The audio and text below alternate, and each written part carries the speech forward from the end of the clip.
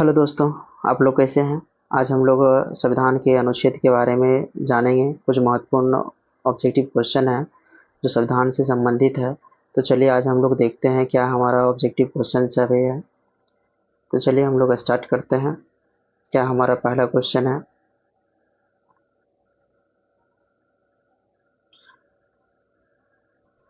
तो क्वेश्चन ये है दोस्तों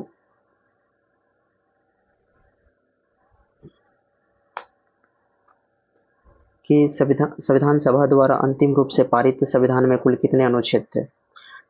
तो अंतिम रूप से जो पारित संविधान थे उसमें कुल 395 अनुच्छेद और 8 अनुसूचियां थी। तो ऑप्शन नंबर क्या हो जाएगा दोस्तों? तो ऑप्शन नंबर इसका सी हो जाएगा। ऑप्शन नंबर क्या हो जाएगा दोस्तों? इसका सी ऑप्शन नंबर हो जाएगा। आप इसको ध्यान रखेंगे।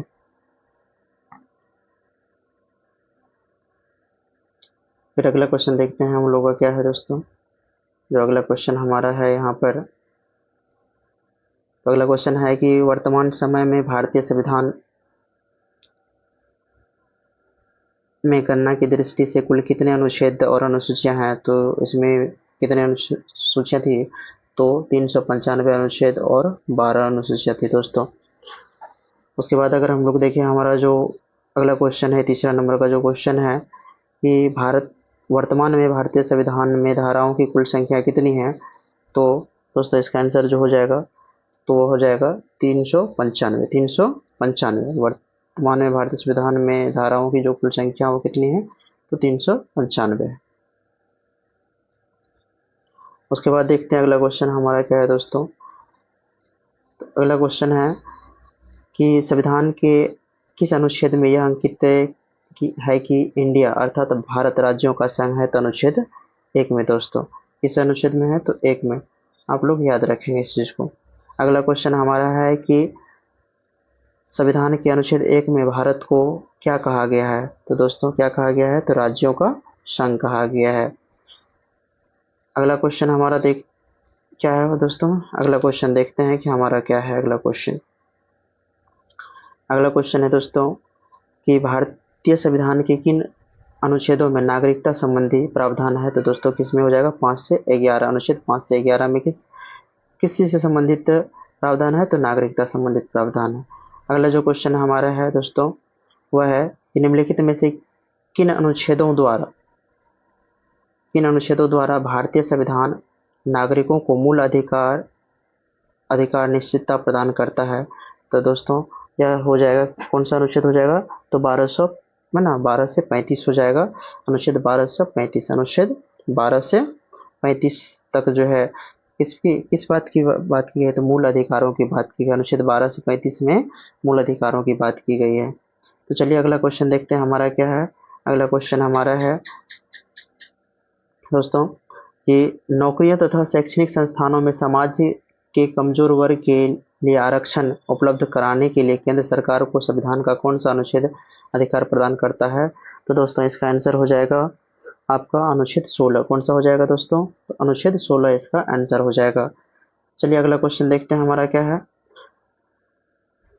करें भारत के संविधान का निम्नलिखित में से कौन सा अनुच्छेद अस्पृश्यता का उन्मूलन करता है तथा किसी भी रूप में इसके आचरण का निषेध करता है। तो दोस्तों इसका कौन सा ऑप्शन हो जाएगा? तो अनुच्छेद 17 इसका सही ऑप्शन हो जाएगा, है ना। तो चलिए अगला क्वेश्चन हम लोग देखते हैं क्या हमारा अगला क्वेश्चन क्या है दोस्तों। अगला क्वेश्चन हमारा है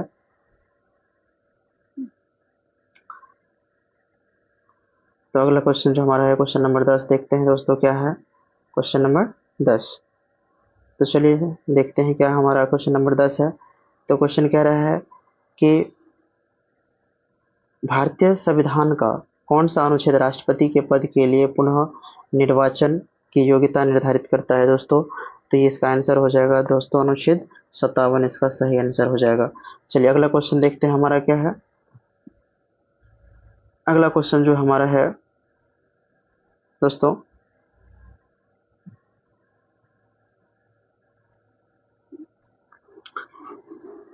अगला जो क्वेश्चन है कि भारतीय संविधान के किस अनुच्छेद के अंतर्गत भाषण एवं अभिव्यक्ति की स्वतंत्रता के अधिकार की गारंटी दी गई है दोस्तों।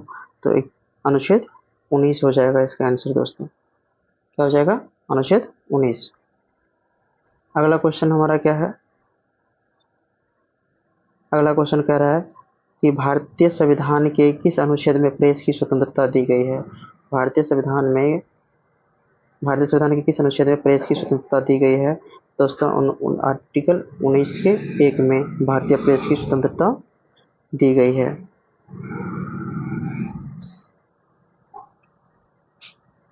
अच्छा सॉरी दोस्तों, एक क्वेश्चन छूट गया हम लोग का, उस क्वेश्चन को भी देख लेते हैं। क्या हमारा क्वेश्चन है कि भारतीय संविधान के किस अनुच्छेद के अंतर्गत भाषण एवं अभिव्यक्ति की स्वतंत्रता के अधिकार की गारंटी दी गई है। दोस्तों तो इसका आंसर क्या हो जाएगा, तो आप याद रखेंगे अनुच्छेद 19, अनुच्छेद 19। चलिए अगला हमारा क्वेश्चन क्या है, हम उन क्वेश्चन को देखते हैं कि मौलिक अधिकार के अंतर्गत कौन सा अनुच्छेद बच्चों के शोषण से संबंधित है। तो अनुच्छेद क्या हो जाएगा दोस्तों, तो अनुच्छेद इसको हो जाएगा इसका 24। कौन सा, अनुच्छेद 24 बच्चों के शोषण से संबंधित है। अगला क्वेश्चन हमारा क्या है दोस्तों, अगला क्वेश्चन देखते हैं कि भारतीय संविधान के किस अनुच्छेद में अल्पसंख्यकों के हितों के संरक्षण की व्यवस्था की गई है। दोस्तों तो इसका हो जाएगा आंसर क्या, तो अनुच्छेद 29। कौन सा, अनुच्छेद 29 हो जाएगा इसका आंसर। अगला क्वेश्चन देखते हैं क्या हमारा,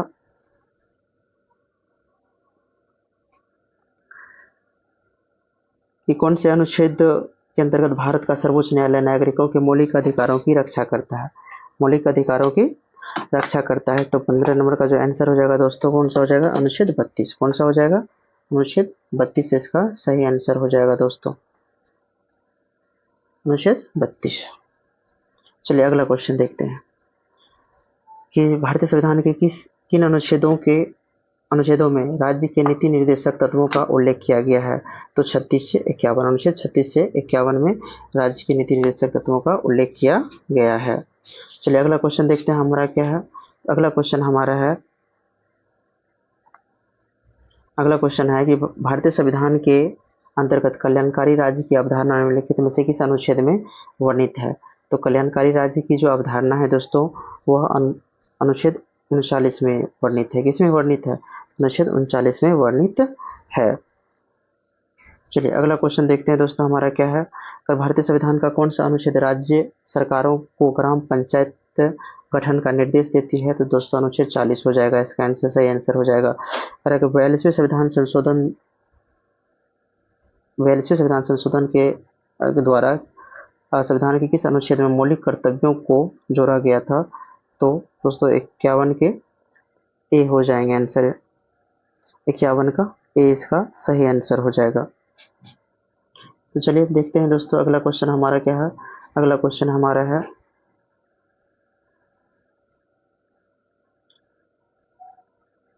भारतीय संविधान के किस अनुच्छेद में मौलिक कर्तव्यों की चर्चा की गई है। तो मौलिक कर्तव्यों की चर्चा किसमें की गई दोस्तों, तो 51 के ए में मौलिक कर्तव्यों की चर्चा की गई है। चलिए तो अगला हमारा क्वेश्चन क्या है, उन क्वेश्चन को देखते हैं। कि संघ की कार्यपालिका शक्ति राष्ट्रपति में निहित होगी जिनका प्रयोग वह स्वयं या अपने अधीनस्थ अधिकारियों के द्वारा करेगा। तो यह हो जाएगा अनुच्छेद 53। कौन सा दोस्तों, तो इसका सही आंसर हो जाएगा अनुच्छेद 53।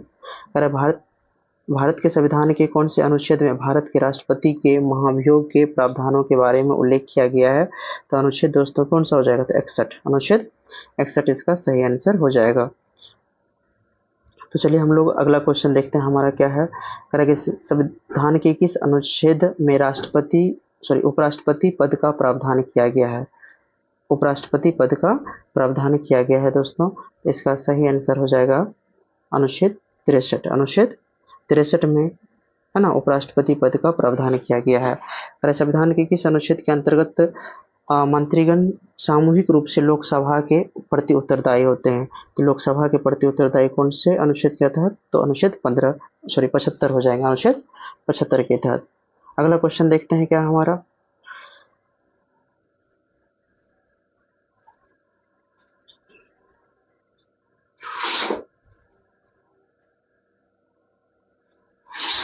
तो अगला क्वेश्चन हमारा दोस्तों संविधान का कौन सा अनुच्छेद मंत्री परिषद के गठन के बारे में आधारभूत नियम निर्धारित करता है? तो अनुच्छेद कौन सा हो जाएगा दोस्तों? तो अनुच्छेद 75 इसका सही आंसर हो जाएगा। भारत के महान्यायवादी की नियुक्ति से संबंधित अनुच्छेद कौन सा है? संबंधित अनुच्छेद कौन सा है? तो जो भारत के न्यायवादी है तो उनसे संबंधित जो अनुच्छेद है दोस्तों वह हो जाएगा अनुच्छेद 76। कौन सा? अनुच्छेद 76 इसका सही आंसर हो जाएगा। कौन सा अनुच्छेद संसद के दोनों अधिवेशनों के बीच 6 माह के अंतराल की अनिवार्यता का उल्लेख करता है?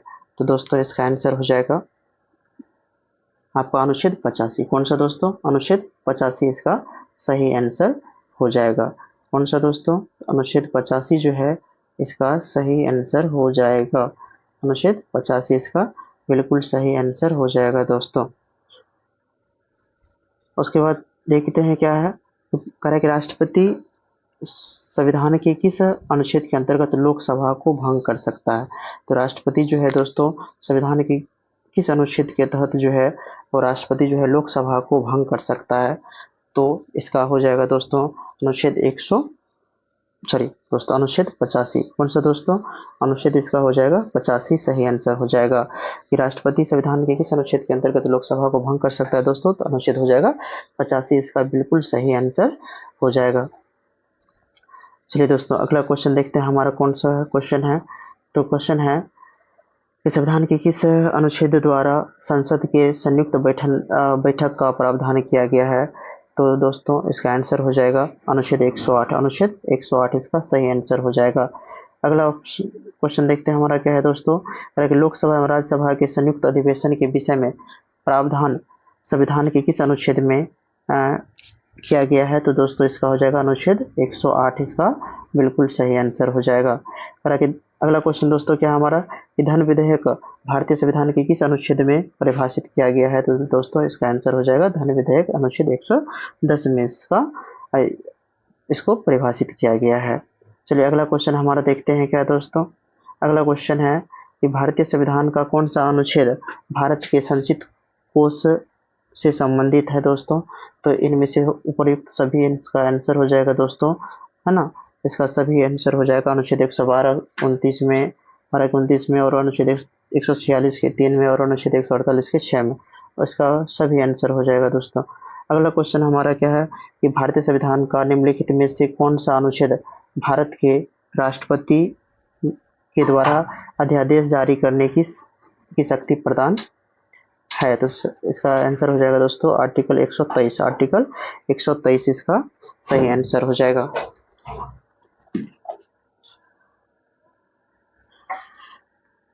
चलिए दोस्तों देखते हैं अगला क्वेश्चन हमारा क्या है। अगला क्वेश्चन है हमारा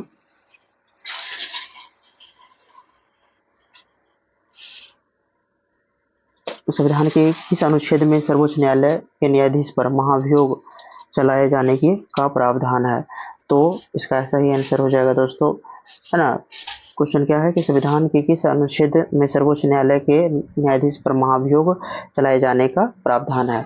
तो महाभियोग चलाए जाने का प्रावधान अनुच्छेद 124। अनुच्छेद 124 इसका सही आंसर हो जाएगा।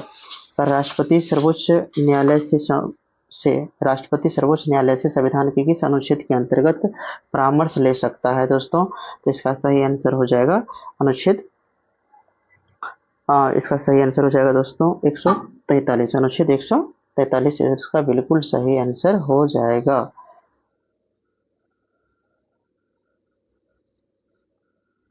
अगला देखते हैं दोस्तों क्या हमारा क्वेश्चन है कि सर्वोच्च न्यायालय अपने द्वारा सुनाए गए किसी निर्णय या आदेश का पुनरावलोकन कर सकता है। यह व्यवस्था संविधान के किस अनुच्छेद में उपबंधित है दोस्तों? तो इसका आंसर हो जाएगा अनुच्छेद 137। अनुच्छेद 137 इसका बिल्कुल सही आंसर हो जाएगा। चलिए अगला क्वेश्चन देखते हैं हमारा क्या है।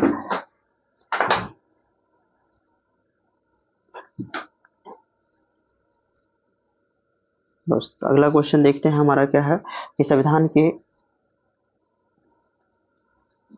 के निम्नलिखित में से किस अनुच्छेद में यह व्यवस्था की गई है कि उच्चतम न्यायालय द्वारा विनिश्चित विधि भारत के राज्य क्षेत्र के भीतर सभी न्यायालयों पर आबद्ध कर होगी।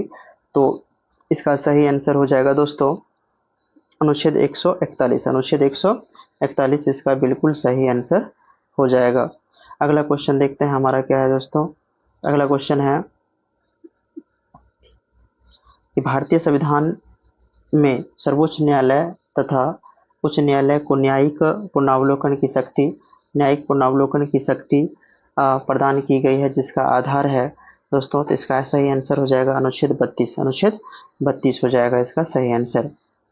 अगला क्वेश्चन देखते हैं हमारा क्या है कि संविधान के किस अनुच्छेद के अंतर्गत अधीनस्थ न्यायालय या जिला न्यायालय का प्रावधान किया गया है दोस्तों। तो इसका आंसर हो जाएगा आपको अनुच्छेद 233। अनुच्छेद 233 इसका बिल्कुल सही आंसर हो जाएगा।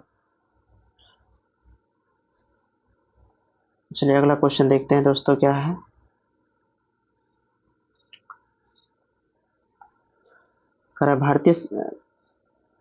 भारतीय संविधान का कौन सा अनुच्छेद संवैधानिक प्रावधानों की संघीय संसद राज्य विधान पालिकाओं द्वारा बनाए गए नियम या कानूनों पर प्राथमिकता प्रदान करती है। क्वेश्चन है क्या दोस्तों कि भारतीय संविधान का कौन सा अनुच्छेद संवैधानिक प्रावधानों की संघीय संसद या राज्य विधान पालिकाओं द्वारा बनाए गए नियमों या कानूनों पर प्राथमिकता प्रदान करती है। तो इसका सही ऑप्शन हो जाएगा दोस्तों अनुच्छेद 245। अनुच्छेद 245 इसका बिल्कुल सही ऑप्शन हो जाएगा। अगला क्वेश्चन है दोस्तों इस अनुच्छेद के तहत अवशिष्ट शक्तियां केंद्र के पास है। इस अनुच्छेद के तहत अवशिष्ट शक्तियां केंद्र के पास है दोस्तों। तो अनुच्छेद इसका हो जाएगा दोस्तों 248 इसका सही ऑप्शन हो जाएगा।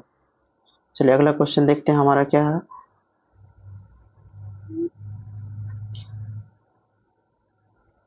दोस्तों राज्यों द्वारा प्रार्थना करने पर भारत राज्यों क्या क्वेश्चन है दोस्तों कि राज्यों द्वारा प्रार्थना करने पर भारत की संसद उन राज्यों के लिए किस अनुच्छेद के अंतर्गत कानून बना सकती है ना दोस्तों। क्वेश्चन क्या है एक बार फिर से क्वेश्चन देखते हैं। राज्यों द्वारा प्रार्थना करने पर भारत की संसद उन राज्यों के लिए किस अनुच्छेद के अंतर्गत कानून बना सकती है। तो अनुच्छेद हो जाएगा 252 दोस्तों। क्या हो जाएगा अनुच्छेद 252 हो जाएगा इसका सही आंसर। और भारतीय संविधान के अंतर्गत निम्नलिखित में से कौन सा अनुच्छेद संसद को राज्य सूची के विषय में संबंध एवं विधि बनाने का शक्ति प्रदान करता है। भारतीय संविधान के अंतर्गत निम्नलिखित में से कौन सा अनुच्छेद संसद को राज्य सूची के विषय में संबंध में विधि बनाने की शक्ति प्रदान करता है। तो इसका सही ऑप्शन हो जाएगा दोस्तों इसका सही ऑप्शन हो जाएगा अनुच्छेद 249। अनुच्छेद 249 इसका सही ऑप्शन हो जाएगा। चलिए दोस्तों अगला क्वेश्चन देखते हैं हमारा क्या है।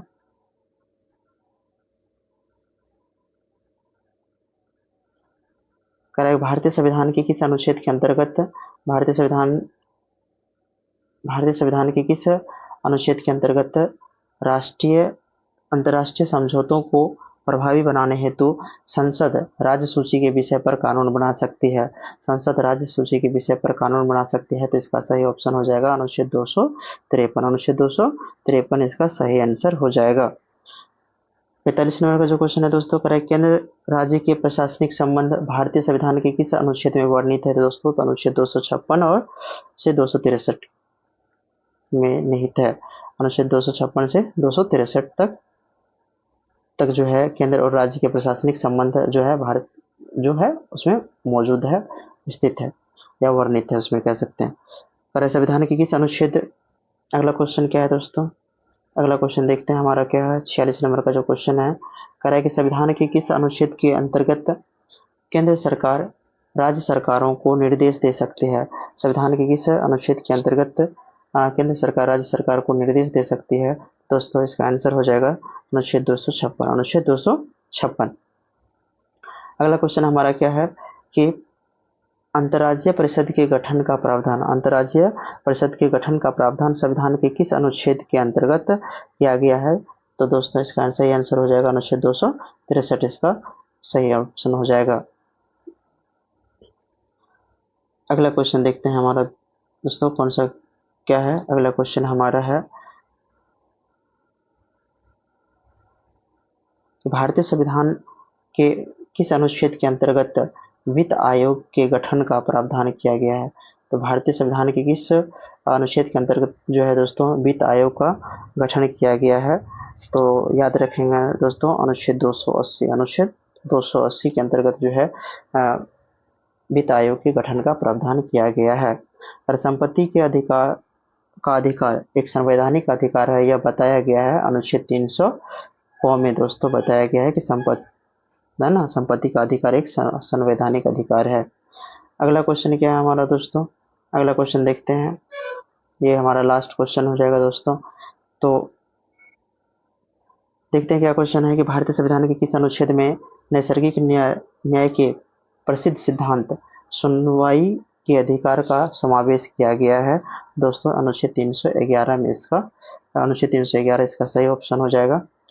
तो अगर हमारी वीडियो आप लोगों को अच्छी लग रही हो तो हमारे चैनल को सब्सक्राइब कर लें और इस तरह के वीडियो देखने के लिए है ना दोस्तों बेल आइकन और ज़रूर दबा लें, जिससे कि अगर हम कोई वीडियो डालें तो इसका नोटिफिकेशन आप लोगों के पास तुरंत पहुंच जाए। और हमारी सेशन अगर आप लोगों को अच्छी लग रही हो तो आप कमेंट अवश्य करें। इस तरह का सेशन